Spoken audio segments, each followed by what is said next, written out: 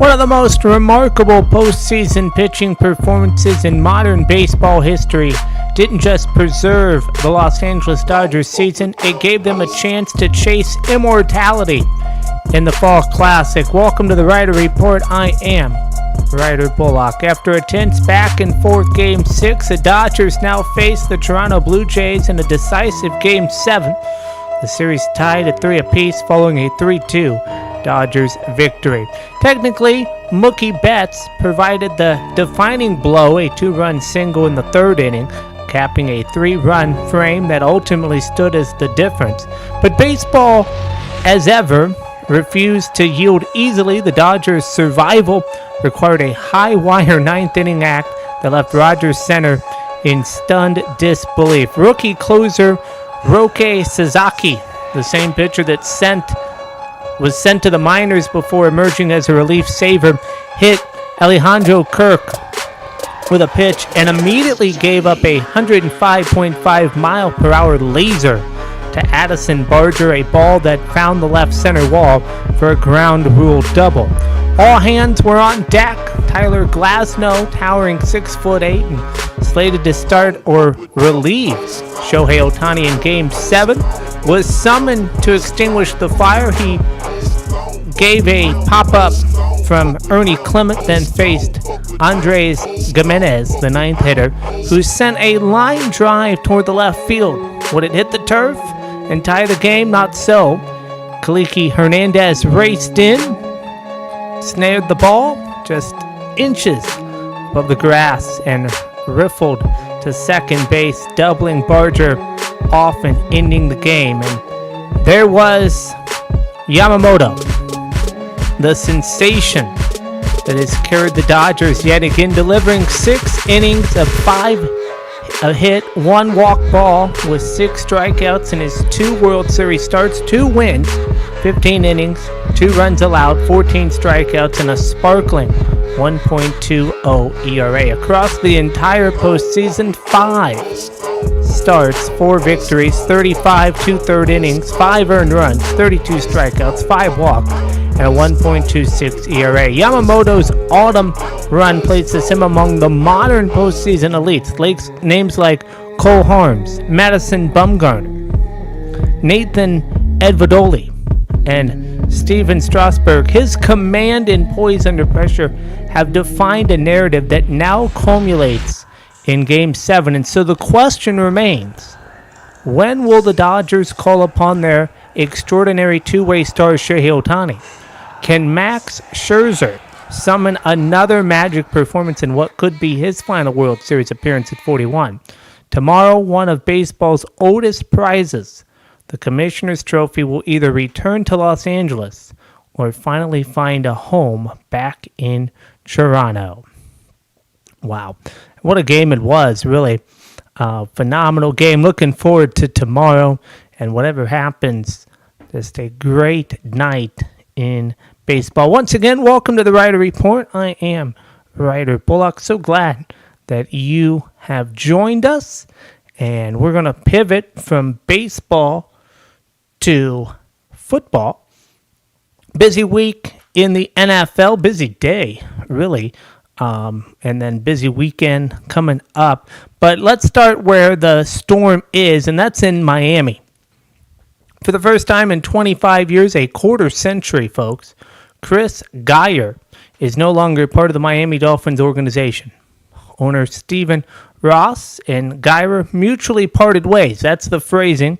But make no mistake, this was not mutual. You don't go 2-7, lose 28-6 at home, and get booed off the field by the other team's fans and call that mutual. This was a firing and everything but the press release. Now think about this. Just 2 years ago, that same stadium, the Dolphins were the talk of the league. They put up 70 points on the Denver Broncos. It looked like Mike McDaniel was reinventing offense in the NFL. They had Tyreek Hill. Tua was slinging it. Everyone was healthy, and the Dolphins were lighting it up in a bottle. Fast forward to this season, it's a disaster. Injuries everywhere, bad cap management, drafts, whiffs, trades that haven't aged well, and a head coach now answering questions about whether he's even safe beyond Thanksgiving. So let's start with the big question. Why now? Well, 4 days before the trade deadline, right? Stephen Ross didn't want to wake up and decide to hit reset, right? This came from frustration. You lose to Baltimore 28-6, which was an embarrassment at home, okay? With Raven fans drowning out your own players, that's embarrassment. That's the kind of loss that gets people fired. And look, at this team, this isn't just a one bad season. This is a pattern. They've spent money, they've made splash trades, and yet no playoff wins under Gyra. None. 10 years as a general manager, 25 with the organization, and 0 playoff success. That's not sustainable. Now you ask, what does this mean for Mike McDaniel? Well, reports say Ross still believes in his coach. He likes his creativity, his communication, the way players respond to him. But here's the reality of the NFL. When you hire a new general manager, that GM almost always wants his own coach. So McDaniel can finish this season, but if they go 4-13, 5-12, I'm not sure if he's safe. And then you have the Tua question, right? Tua Tagovailoa signed a 4-year, $212 million extension last offseason. That's $54 million guaranteed in 2026. You can't move him, you can't cut him, and he's not playing like a top-tier quarterback. Right? He's accurate. He's efficient when the system works. But when you take away the first read, he's not elite. He's not Lamar. He's not Burrow. He's not Mahomes. And if the Dolphins end up with a top 10 pick, which is where they're trending, don't be shocked if the new GM looks at the quarterbacks in the draft. Indiana's Fernando Mendoza, Oregon's Dante Moore, both names you'll hear. So what happens next? You've got Champ Kelly stepping in as the interim GM. He was in Las Vegas last year, comes to Miami in March. He's a smart guy, respected around the league, but he also has got no emotional tie to any of these players. And that, my friend, makes him dangerous, because he can start moving pieces without hesitation. You already got names floated around: Bradley Chubb, Jalen Phillips, maybe even Jalen Wright, Jordan Brooks, guys who could get moved for picks. And that's the real signal here. The Dolphins are open for business. Ross wants to reset again. So let's talk about the other job, right? The job itself, and that's the GM job in Miami. How attractive is it? Well, you've got sunshine, no state tax, beautiful facilities, and an owner who spins. That's appealing. But you've also got a quarterback with a massive contract, a defense that needs a rebuild, and a fan base out of patience. So whoever takes this job, they better have a plan, and it better include a quarterback evaluation, because that's where this all starts. To me, this is the same old Dolphins. They've been chasing quick fixes since Marino. Gyra's out, McDaniel's on the hot seat, and Tua's future suddenly looks shaky. They'll call it a retooling, but let's be honest, it's another rebuild in South Florida. And the sad part about this is this team had something. They had speed, creativity, swagger, and they let it rot. That's not coaching. That's poor roster building. So as the trade deadline hits next week, keep your eyes on Miami, because they're not done making moves. Let's pivot from Miami chaos to the rest of the NFL, because Week 9 is loaded. And it's Halloween weekend, which in NFL terms means some scary matchups. Patrick Mahomes, Josh Allen, yeah, they're facing off again. Expect fireworks. Vikings and Lions in the NFC North, oh my. And a divisional rivalry, right?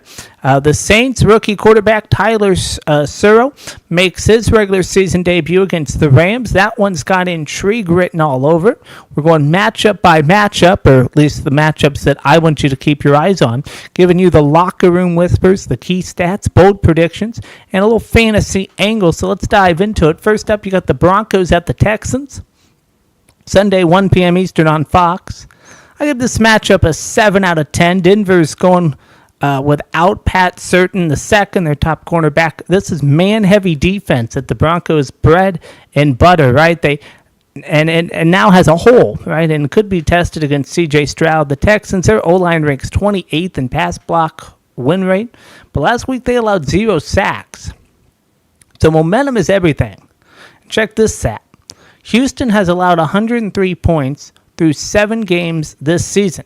Houston franchise history. That's actually impressive. Bold prediction here. Broncos cornerback Riley Moss will have a target rate well below his season average. With Certain out, he's going to get less action. But can he hold up?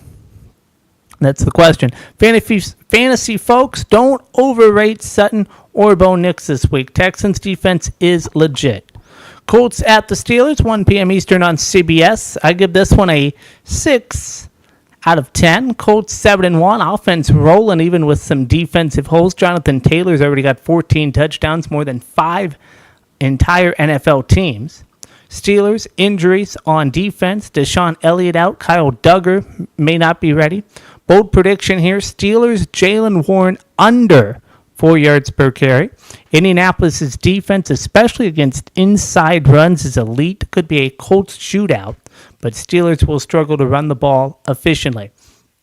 Late games, Jaguars at the Raiders, 4:05 Eastern on Fox.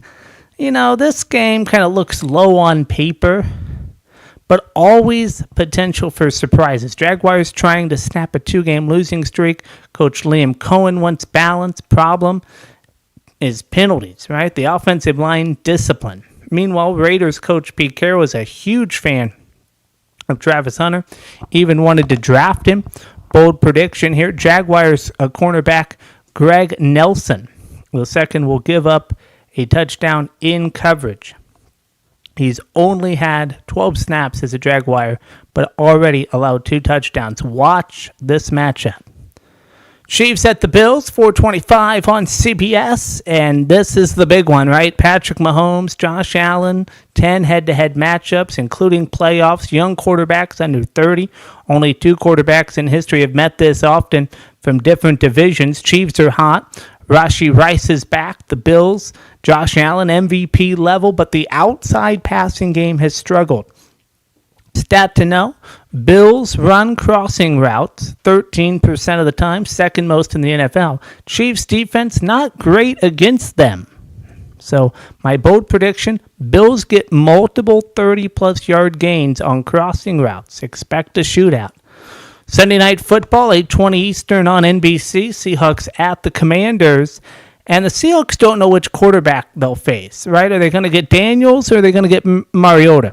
Commanders' defense has given up explosive plays, 27 pass plays of 20-plus yards allowed already. Seahawks wide receiver Jackson Smith-Njigba leading the league with 14 receptions on 20-plus yards. So my bold prediction, Commanders linebacker Bobby Wagner leads all players in tackles this week. Seahawks likely run early. Wagner gets busy. If you play fantasy, keep an eye on Zach Charbonnet. He's in a nice spot. 10-plus touchdowns every game this season. Offense line solid, facing middle-of-the-pack run D. So that's the overview of Week 9. Some big storylines. Can the Chiefs finally beat the Bills in Buffalo? Will Tyler Sauer survive the Rams defense? Seahawks versus Commander, high upside fantasy plays, tough defense matchups. Broncos missing certain. Texans might take advantage. Keep an eye on injuries, momentum swings, and especially the trade deadline chatter coming off Miami's GM shakeup. Some players could be moving this week. And with that, here is my Week 9 NFL picks. I like the Bears to beat the Bengals. Lions win at home against the Vikings. Packers win at home against the Panthers. Chargers win on the road against the Titans. New England beats the Falcons. 49ers beat the Giants. Colts beat the Steelers. Broncos beat the Texans. Raiders beat the Jaguars. Rams beat the Saints.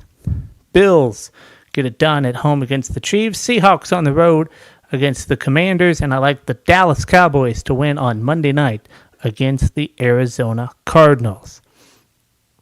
Before you can get to Sunday, you need to survive Saturday, Week 10 of the college football season. Let me tell you, this slate is a perfect snapshot of everything that's right and wrong about predicting college football in August. You got the powers, the pretenders, the surprisers, the chaos, the beauty, all rolled into one weekend.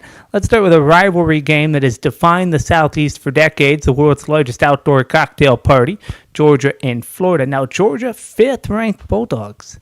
They look like a true playoff contender, no question about that. They've trailed at halftime in 4 of their last 5 SEC games, but what's impressive is how they've finished. Defense steps up, big plays in crunch time, and they pull out wins. That's the hallmark of a championship caliber team. But here's the thing. some of the luster is off this game.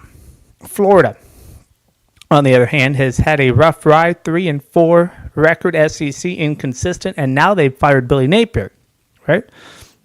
So interim coach Billy Gonzalez steps in, trying to rally this squad. Georgia's a 7.5-point favorite according to this sportsbook. And let's be honest, with the Gators down 2 key receivers, Georgia's got a clear edge. But Florida's young guys, Dallas Wilson, Trey Wilson,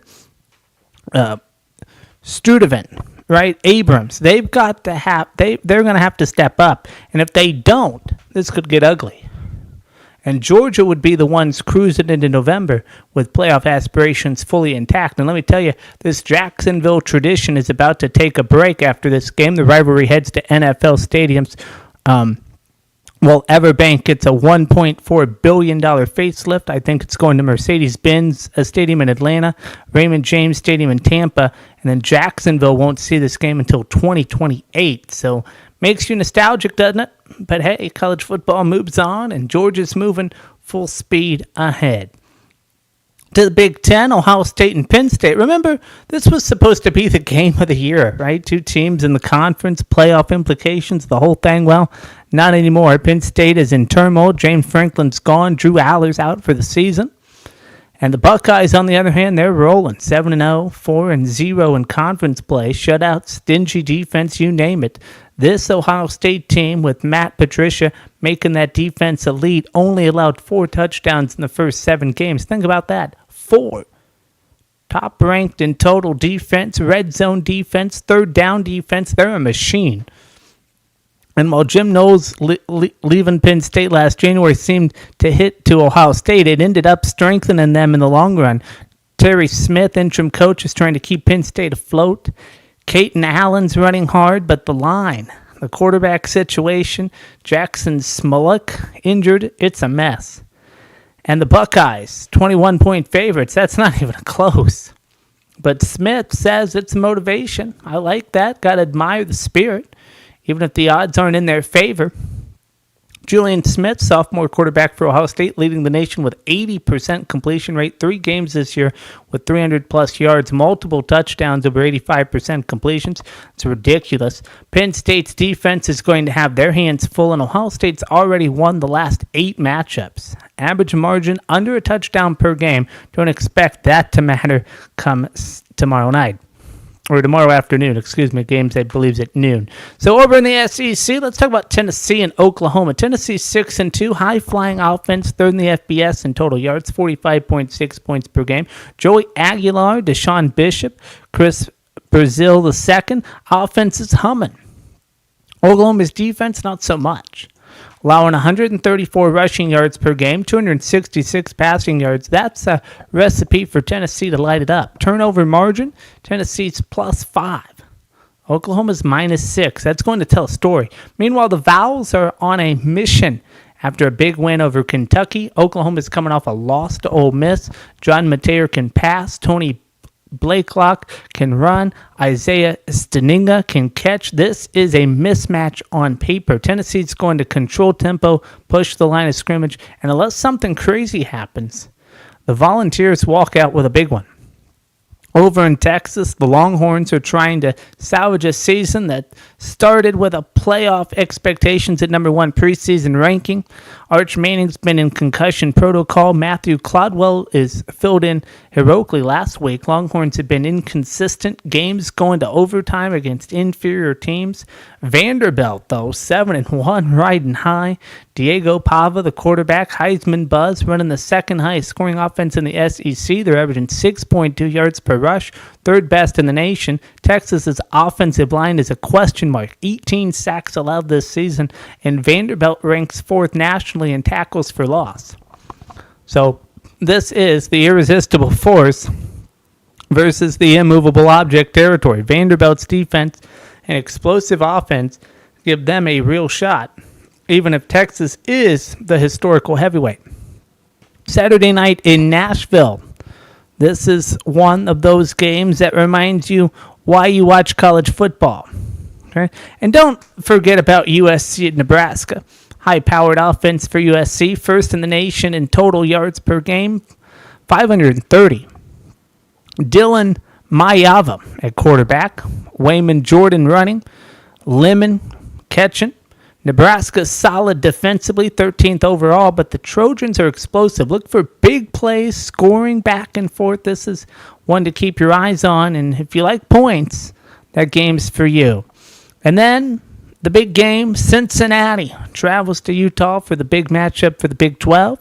Cincinnati 7-1, solid on both sides, efficient quarterback play from Sorsby. Utah's potent too, though. Devin Damper and Wayshawn Parker making the wheels turn. Both teams strong in red zone scoring. Keep this one on your radar. It could be a shootout, especially with possession control. So, bottom line, Week 10 reminds us of the beauty of college football. Georgia cruising toward playoff contention. Florida trying to find itself under an interim coach. Ohio State imposing its will. Penn State in chaos. Tennessee and Vanderbilt redefining expectations. Texas trying to salvage. USC and Nebraska bringing fireworks. Cincinnati and Utah battling for Big 12 supremacy.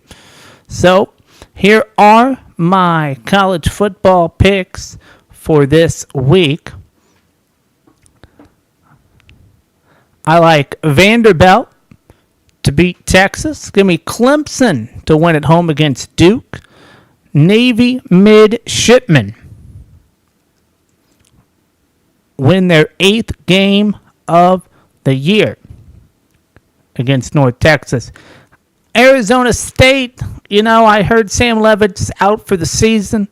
And I don't like that, but I still think the Sun Devils win against the Cyclones on the road. Texas Tech wins on the road against Kansas State. Virginia wins on the road against Cal. Give me Georgia Tech to remain undefeated against the Wolfpack. Give me Rocket Top to beat Oklahoma.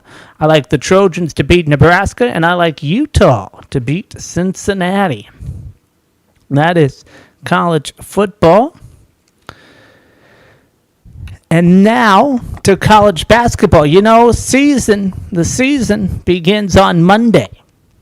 And it's been hard to believe, but it's been 200 days since the Florida Gators cut down those nets and lifted up that national championship. And if you're a fan, college basketball this season has a little bit of everything. Upsets, breakout stars, legendary coaches, and yes, those moments where you're yelling at your TV like you're on the court yourself. Let's start at the top. Florida. Todd Golden's got a roster. This is legitimately scary. He brings back the whole front court led by Alex Condon and Thomas Howe, potential first-rounders, and center Ruben Chinlu. And he didn't stop there. He went and added 2 transfers that can really run a team, Boogie Flan and Xavier Lee. Now, there's some questions, right? Can Howe play full-time at 3?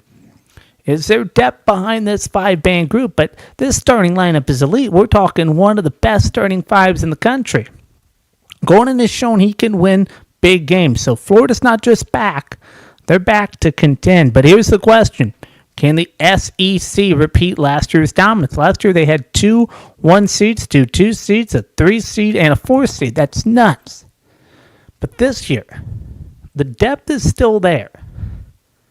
But at the absolute top level is not quite as dominant. So Florida, title contender. Kentucky close behind. I look for Arkansas to do some damage. But beyond that, no guarantees. That's what makes March, March. Now, who's going to take the biggest leap from last season? My money's on Washington.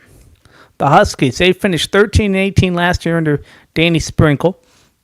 But they've got a strong transfer class coming in. Former USC teammates Desmond Claude and Wesley Yates III. This could make this team a bubble contender. And those early tests against Baylor, USC, UCLA, those will tell us a lot about where Washington is headed this year. On the flip side, the first top 25 to exit is Creighton. Offensively, they'll be elite. Okay, especially with Jackson McAndrews, and when he hits the growth we're expecting. But defense, well, let's just say the other end might be a bit of a mess. And in March, if that half-court offense isn't clicking under pressure, it's lights out early. Now, I love a mid-major storyline, and we got one big in Wolford. Kevin Glittner is back as head coach, and this is not just a hometown story, it's legit basketball pedigree. Glittner's a Wolford alum, spent 6 years as a key assistant at Virginia Tech, and was part of that 30-win season, ACC tournament run, and NCAA tournament appearance in Wolford. They're no stranger to the big stage either. Think about Fletcher McGee, the three-point wizard, historic career, school records all over it. Glittner inherits a foundation, but with the Virginia Tech experience, he's ready to take this Terrier program to new heights. This is a team to watch if you love March Madness surprises. Now let's talk big-time players with outside shots at Player of the Year. I like Zuby Ejiofor at St. John's. Last season, you could argue he was the most impactful player in the Big East. He rebounds, he draws fouls, he influences the game defensively. St. John's should be a top 5 team nationally this season, and if Ejiofor keeps improving, they're not just a contender, they're Final Four serious. And coaching storylines. Oh boy, Rick Pitino, 73 years old, Hall of Fame credentials, won everything there is to win at nearly every level, but he's never done it in his hometown with St. John's. This could be his last, his best shot. He's got a window to finish big, and don't sleep on Kelvin Sampson at Houston, 4 straight 30-win seasons with within seconds of a national title last year. Adds 3 top 25 recruits this year. He's adapting, always competing. This could very well be the season he finally closes the deal. So putting it all together, my early bold prediction, Final Four, Purdue, Florida, St. John's, and Houston. And a bit of a shocker, St. John's takes it all. Zuby Ejiofor, the team cohesion, Pitino's coaching magic. This could be the culmination of a career and a moment in the national spotlight for the Red Storm. And here's what I love about this season. It's a mix of old school grit and new school talent. You got Kion Anderson at Syracuse. He might turn that program around. And you've got seasoned coaches, potential NBA first-rounders, breakout freshmen, and mid-major magic. There are storylines for everyone. From Florida trying to repeat as a top SEC contender and win the national championship, to Warford making a run, to the pressure on the legends and Sampson and Pitino to finally capture that elusive title. And let's be honest, that's what makes college basketball the best sport in the country. So Monday kicks it off. Pay attention. Those early games, Washington, Creighton, Florida, because they'll set the tone. And as we roll through the season, I guarantee you'll see some incredible jaw-dropping moments that'll make you forget about the polls, the preseason hype, all of it. You'll just be watching the game, and that's the beauty of it. So that is your preview of college basketball. The season is here, and we kick it off Tuesday on the Hardwood Report with the first ever Dick Vitale Invitational, Duke and Texas. What a matchup that'll be. We'll have full previews of that on Tuesday of the Hardwood Report. Here's what's trending in sports. It was a great day at the Breeders' Cup. Ted Nafe, a colt whose name nods to a misspelling of Spindthrift Farms' Ned Toffee, strapped himself as a bona fide winter favorite for next year's Kentucky Derby, taking the $2 million Breeders' Cup Juvenile by a length and a performance that felt both effortless and decisive. Ridden by Hall of Famer John Velasquez, Ted Nafe covered 11 and 16 miles in 1 minute 42.25 seconds, paying just $3.60. The second shortest win payout in juvenile history. John Velasquez said, "I was very confident. He made it very easy for me." For Velasquez, it was his 22nd Breeders' Cup victory, second all-time among jockeys. Trainer Todd Pletcher, who earned his 5th juvenile triumph, tying his late mentor D. Wayne Lucas, wore a tie given to him by Lucas. Widow Lowry as a tribute to the man who's loved this event and dreamed of shaping future Derby contenders. That's what he was was always dreaming about juveniles and derby horses, Pletcher said. Ted Knopfe, owned by Spendthrift Farms in Lexington, Kentucky, now has a career earnings of $1,658,763. He held off a late rally by Mr. AP, a 21-1 shot, while Bryant, trained by Bob Baffert, was another 1.5 lengths back in third. Baffert's litmus test finished fourth. He was beat by a real good horse, and they ran really fast, Baffert said. I think he will move way up off this race. Intrepido and Comport rounded out the smallest juvenile field in the race's 42-year history. Importantly, the top 5 finishers earned qualifying points toward next year's 20-horse Kentucky Derby, turning the spotlight squarely on these 2-year-olds as they begin the journey toward Louisville. Friday also featured other highlights. Valentina took the $1 million juvenile fillies by 1 1/4 lengths, giving trainer Donche O'Brien, son of Irish legend Aidan O'Brien, his first Breeders' Cup victory. Valentina paid $43.20 to win. Gaston, Ireland-bred, captured the $1 million juvenile turf for Aidan O'Brien, who now leads all trainers with 21 Breeders' Cup victories.